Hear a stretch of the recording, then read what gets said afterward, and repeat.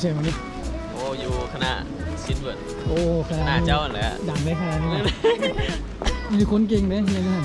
มีแต่คนรอๆวันดีหน้าตีก็เปลี่ยนเลยโอ้ในนอนอยู่หรอไงมังกรไงสวัสดีในนอนอยู่หรอน อน อาซาเฮ้ยโอปะ สลาเฮโย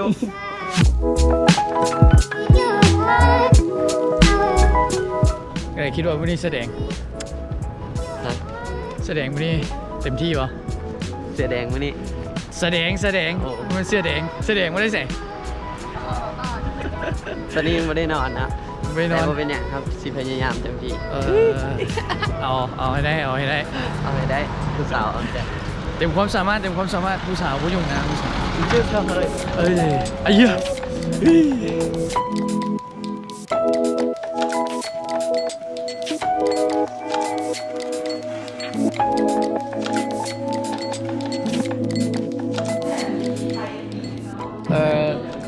มื้อนี้ทีมงานเขาสิมาเกาะแสดงงานอีตาอีลูเดี๋ยวเขาสิมาสัมภาษณ์ผู้นำพาก่อนเข้ามาผู้นำมาเนี่ยมาเจ้าดีกว่าน่ะโอ้ยเป็นยังเป็นยังไงซ้อมนี่ฮอตจักเปอร์เซ็นต์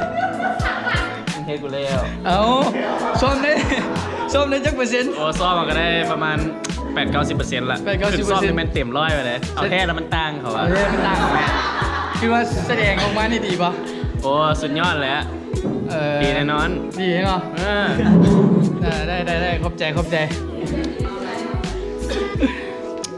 มาถามคุณยิงเขาสมพรโอเค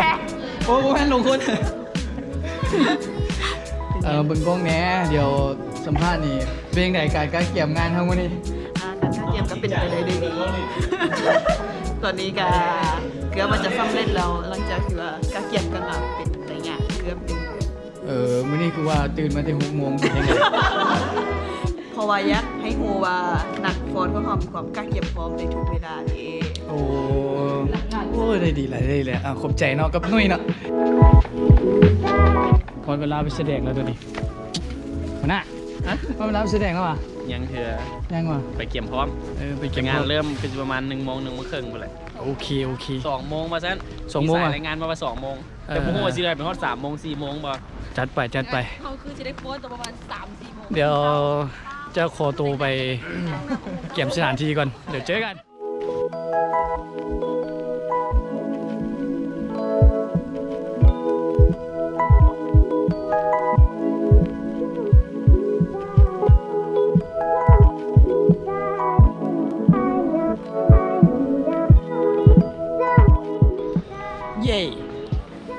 พอแล้วครับคณะซินเวินเชียนหรือว่าคณะข่าวสารเนาะคณะข่าวและข้อมูลข่าวสารเดี๋ยวจังหน่อยทีมงานเรานักป้อนจากประเทศลาวสิได้ขึ้นไปป้อนโชว์ในงานอีไตอีลูเนาะเป็นอีกหนึ่งงานที่จะมีทั้งคนจีนและก็คนต่างประเทศที่เข้าร่วมโครงการนำกันเดี๋ยวไปเบิ่ง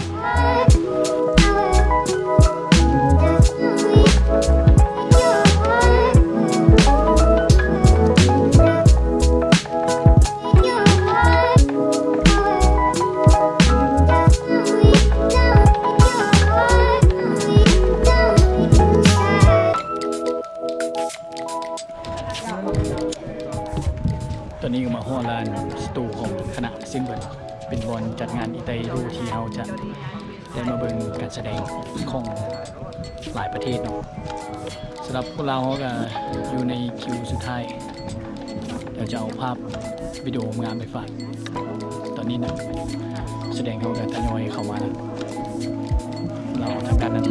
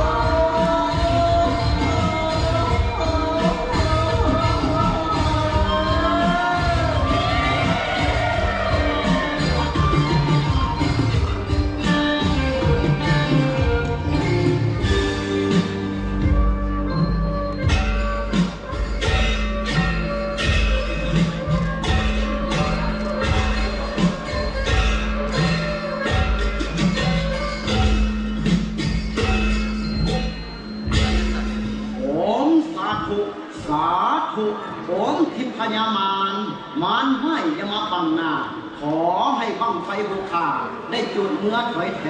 น จุดอยู่แนนขอละนี้เมืองใต้สาธุทางนี้ไปถึกกองรองนี่ไปถึกแล้ว ขอให้สิ่งศักดิ์สิทธิ์จงดลบันดาลมาคุ้มครอง ขอฟ้าขอฝนจงโหยลงมา อย่าได้มีสิ่งกีดกันมาบังหน้าเขตห้าห้อยให้หลีกหนีสาธุสาธุสา